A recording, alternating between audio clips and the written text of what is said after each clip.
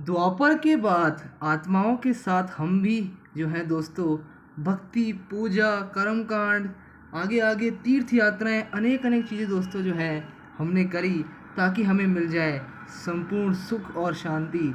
लेकिन दोस्तों वो संपूर्ण सुख की जो आश थी दोस्तों अभी तक भी कहीं ना कहीं हमारे मन में रह गई है। कहीं ना कहीं एक हल्का हल्का जो है दोस्तों ध्वन चलता रहता है मन में।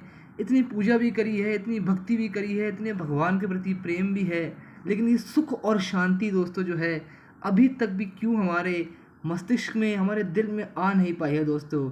आज इसी बारे में चर्चा दोस्तों करते हैं। और दोस्तों ये जो एक टॉपिक है बहुत ही इम्पोर्टेंट टॉपिक दोस्तों होने वाला है आज का।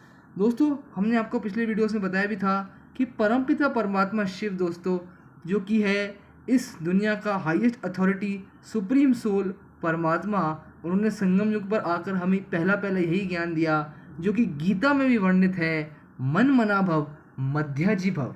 इसका अर्थ ही है मन को मेरे में लगा, मन मना भव का कि मन को मुझ एक अपने मन को परमपिता परमात्मा शिव में लगाओ। और मध्याजी भव का अर्थ है दोस्तों, अर्थ ही है कि एक लक्ष्य को याद करो जो मैंने तुम्हें लक्ष्य दिया है, नर से नारायण बनने का, नारी से लक्ष्मी बनने का, संपूर्ण पावन देवता बनने का। उस लक्ष्य की प्राप्ति के लिए अपना जीवन कुर्बान करो, सच्ची सेवा में अपना दिल लगाओ और उसके बाद ही तुम्हें मिलेगा संपूर्ण सुख और शांति। दोस्तों हमने जो भी तीर्थ यात्राएं करी, भक्ति बहुत हमने करी, पूजा करी हमने भगवान की दोस्तों, वो भी बहुत अच्छा है।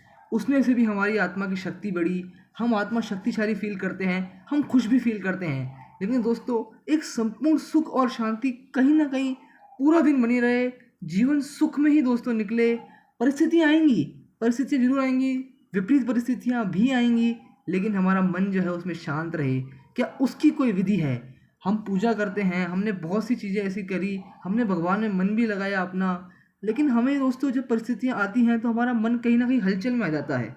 अब इसके लिए हम क्या करें ऐसा कि हमारा मन कभी हलचल में ना आए, हमें हमेशा ही सुख और शांति का अनुभव हो। इसके लिए क्या विधि का हम इस्तेमाल करें दोस्तों? इसके लिए सबसे इम्पोर्टेंट विधि जो दोस्तों भगवान ने बताई कि याद स्वरूप स्थिति जो है एक ऐसी स्थिति है जब परमात्मा के साथ हमारा योग होता है, परमात्मा के साथ हमारा कनेक्शन होता है, परमात्मा की हमारे पर याद होती है। जब परमात्मा ही हमारी जो है आँखों में बसा होता है, हमारे नैनों में एक परमात्मा की याद होती है, उसकी शिक्षाओं को जब हम याद करते हैं, उसकी आज्ञाओं को याद करते हैं, उसके फरमानों को याद करते हैं, उसकी श्रीमत पर चलते हैं, उसके एक हर कदम पे चलते हैं दोस्तों, तो उसने गारंटी ली है कि सुख और शांति तुम्हारा जन्म सिद्ध अधिकार है। और एक बात उन्होंने ये भी कही है कि जहाँ पवित्रता है वहाँ सुख और शांति है। पवित्रता सुख और शांति की जननी है, अर्थात सुख और शांति पवित्रता के बाल बच्चे हैं। जहाँ पवित्रता होगी वहाँ सुख और शांति होगी दोस्तों, यह भी परमपिता परमात्मा ने कहा है। तो हमें अपने मन वचन कर्म को पवित्र रखना है और हमें सुख शांति की प्राप्ति होगी। अब दोस्तों हमें जो कार्य करना है कि हमने बहुत यज्ञ करे, लेकिन दोस्तों अब असल में यज्ञ यह करना है कि अपने अंदर के विकारों को जो है उस अग्नि कुंड में जला देना। जितने विकार है परमात्मा के सामने एक जो दान करना है हमें, वो यही करना है, विकारों का दान कर देना उस अग्नि कुंड में। और दान की हुई चीज़ कभी वापस नहीं लेते। एक बार दान कर दिया विकारों को, उसके बाद कभी विकारों की तरफ देखना भी नहीं है दोस्तों।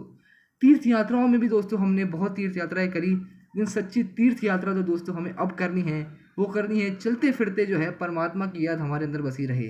वो तीर्थ पे हम जा रहे हैं, वो तीर्थ हमारे अंदर ही आ जाए, हमारे मन में ही वो तीर्थ आ जाए।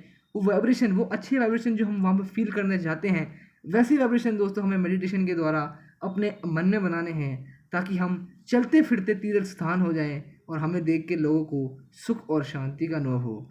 अगले वीडियोस में दोस्तों आपसे जल्द मिलेंगे, तब तक के लिए ओम शांति।